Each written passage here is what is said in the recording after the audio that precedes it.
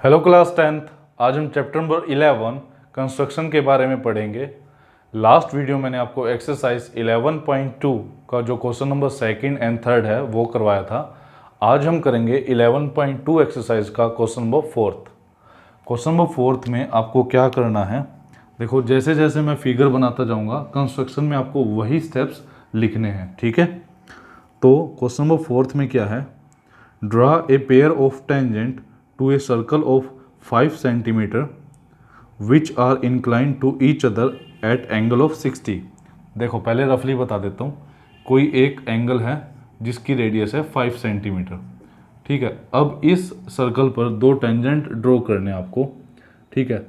मान लो एक टेंजेंट यहाँ से गया और एक यहाँ से गया, इस टाइप से दो टेंजेंट ड्रॉ करने और दोनों ही टेंजेंट के बीच का जो एंगल है ना वो 60 डिग्री होना चाहिए। इस टाइप से आपको दो टेंजेंट ड्रॉ करने हैं और हमको ये जो सेंटर है और ये एक्सटर्नल पॉइंट है इनके बीच का डिस्टेंस गिवन नहीं है। बस कंडीशन क्या गिवन है कि रेडियस है 5 सेंटीमीटर और दोनों टेंजेंट्स के बीच का एंगल जो है वो 60 डिग्री होना चाहिए।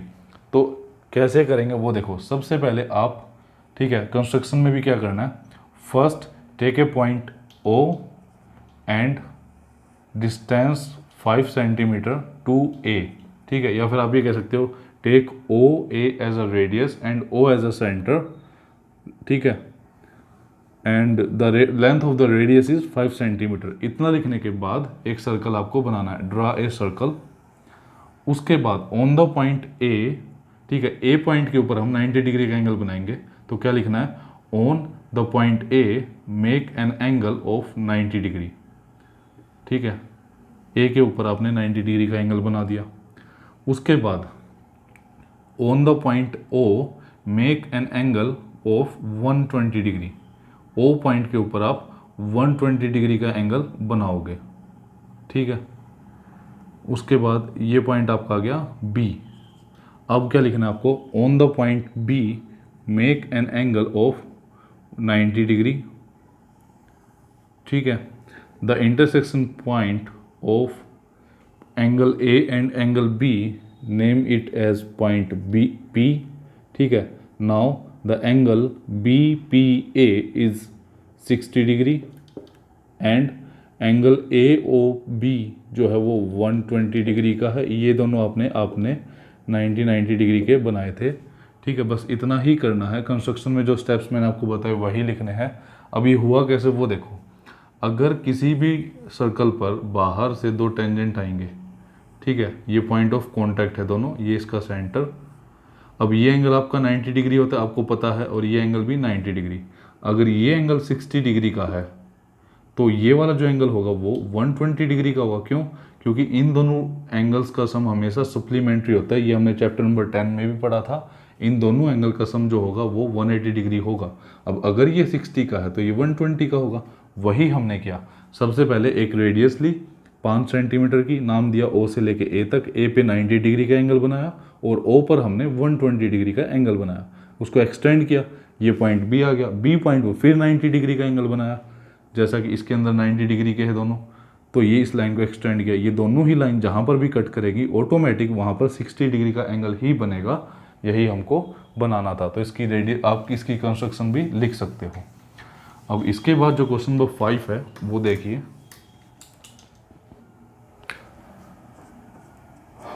क्वेश्चन नंबर 5 में क्या है, draw a line segment A B of length 8 centimetre. सबसे पहले आपने एक पॉइंट लेना है ए और एक पॉइंट लेना है बी, और दोनों के बीच का जो डिस्टेंस है वो कितना गिवन आपको 8 सेंटीमीटर। उसके बाद taking A as a radius draw a circle of radius 4 centimetre.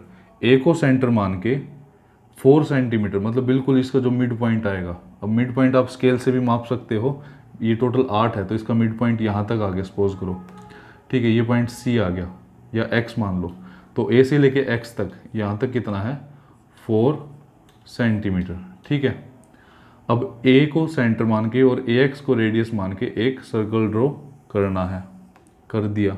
उसके बाद क्या है, taking B as a centre draw another circle of radius 3 centimetre. B को सेंटर मान के 3 सेंटीमीटर, 3 कहीं ना कहीं यहीं आएगा। एक्स के बाद पॉइंट मान लो ये पी आ गया। तो बी सेंटर है और बी पी आपका अब रेडियस है और एक सर्कल आपने ड्रॉ करना है। ठीक है, अब क्या कह रहा है कि पॉइंट ए से इस छोटे वाले सर्कल पर और पॉइंट बी से इस बड़े वाले सर्कल पर आपको टेंजेंट्स ड्रॉ करने हैं। तो देखो, अब इस बड़े वाले सर्कल के लिए जो पॉइंट बी है वो क्या एक एक्सटर्नल पॉइंट है, और एक्सटर्नल पॉइंट से टेंजेंट ड्रॉ करना आपको आता है कैसे? सेंटर और एक्सटर्नल पॉइंट के बीच की जो लाइन है उसको आप परपेंडिकुलर बाइसेक्ट करोगे। वो कैसे करोगे? कंपास हाफ से ज़्यादा खोल के। तो ए से आप 2 आर्क लगाओगे, ठीक है, और वो बिल्कुल परपेंडिकुलर बाइसेक्ट ही करना है ना आपने। तो देखो ये जो पॉइंट आएगा, ये पॉइंट, क्योंकि ए से लेके एक्स तक आपका 4 सेंटीमीटर है, मान लो ये एम पॉइंट है, तो यही आएगा इसका मिड पॉइंट। एम को सेंटर मानो और एम ए को मान लो आप रेडियस, और एक सर्कल और ड्रा करोगे। ठीक है, एम को सेंटर माना और एम ए को रेडियस मान लिया। अब देखो ये जो इंटरसेक्शन पॉइंट आए हैं एक्स, ये वाला वाई, इसको मान लो आप, एक्स तो हो चुका तो इसको हम जेड मान लेते हैं। ठीक है, उसके बाद ये हो गया पी, पी भी ऑलरेडी हो चुका है तो इसको क्यू मान लेते हैं, और इसको मान लो आर। ठीक है, अब देखो जो ए ये वाला सर्कल है, ए सेंटर वाला, इसके लिए बी एक्सटर्नल पॉइंट था। ठीक है, अब हमने ए बी को बाइसेक्ट किया बीच में से, तो ये मिड पॉइंट आ गया। मिड पॉइंट को सेंटर माना और एम ए को रेडियस मान के एक सर्कल ड्रॉ किया। ये सर्कल और ये एम वाला सर्कल, ये ए सेंटर वाला सर्कल, जहाँ जहाँ पे कट करेंगे उन दोनों पॉइंट्स को हम बी से मिला देंगे। तो बी आर और बी क्यू ये आपके 2 टेंजेंट बन गए। और छोटे वाले सर्कल के लिए बी क्या है? सेंटर, और ए क्या है? External point. तो वापस बी ए को आप बाइसेक्ट करोगे तो ये मिड पॉइंट आएगा। अब एम बी को हमने रेडियस मान के एक सर्कल ड्रॉ किया। अब ये वाला सर्कल और ये बी सेंटर वाला सर्कल जो है, ये दोनों जहाँ जहाँ पर कट करेंगे उन दोनों पॉइंट्स को हम ए से मिला देंगे। तो आपका ए जेड एंड ए वाई ये 2 टेंजेंट आ गए। ठीक है, कंस्ट्रक्शन आप आराम से लिख सकते हो। सबसे पहले क्या लिखोगे? Take A B line segment of 8 centimetre. Now from the A take A X is equal to 4 centimetre, draw a circle. Now step 3 क्या हो जाएगा? Take B as a centre and B P is equal to 3 centimetre as a radius, draw another circle. Now do the perpendicular bisector of AB, which is M. Take M as a center and MA as a radius, make another third circle. Now the intersection point of third circle and first and second circle are R, Q, Y and Z. Now join the point AZ, AY, BR and BQ. These are our required tangents. ठीक है, ये construction में आपको सब कुछ लिखना है।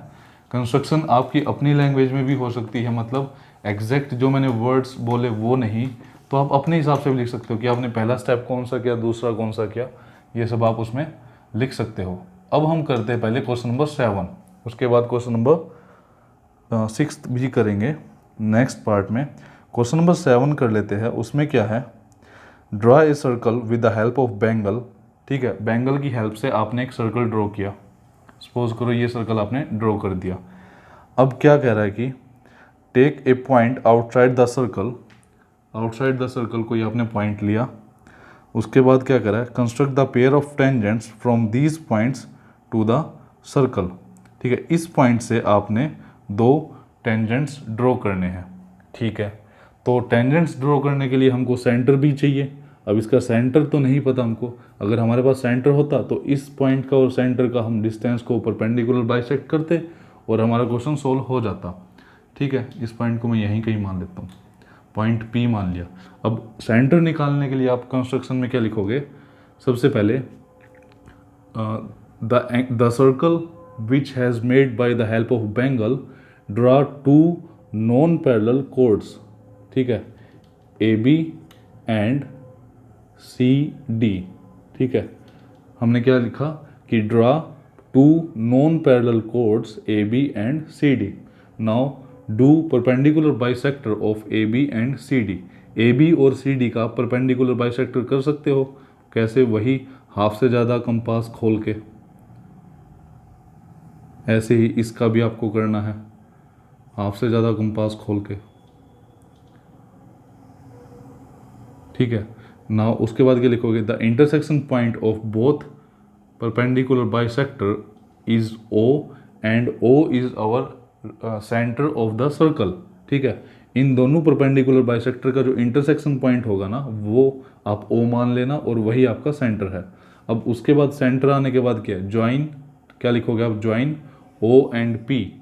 अब ओ और पी को ज्वाइन करने के बाद do the perpendicular bisector of O P, O से और पी का आप परपेंडिकुलर बाइसेक्टर कर सकते हो, ये हमने कर दिया।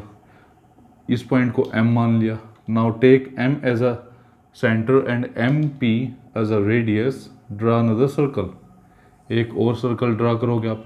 अब दोनों सर्कल का जो इंटरसेक्शन पॉइंट होगा, मान लो ये x और ये मान लो y, अब x को p से ज्वाइन कर दो, y को p से ज्वाइन कर दो, क्या लिखोगे, join the point x and p and y and p। ठीक है, तो now xp and yp are our required tangents. ठीक है, तो ये था solution of question number 4, question number 5 and question number 7। Question number 6 हम नेक्स्ट वीडियो में करेंगे। अब इन तीनों क्वेश्चंस में जो कंस्ट्रक्शन है वो आप अपने हिसाब से लिख सकते हो, कोई भी डाउट आए तो वो आप पूछ सकते हो। Okay, thank you.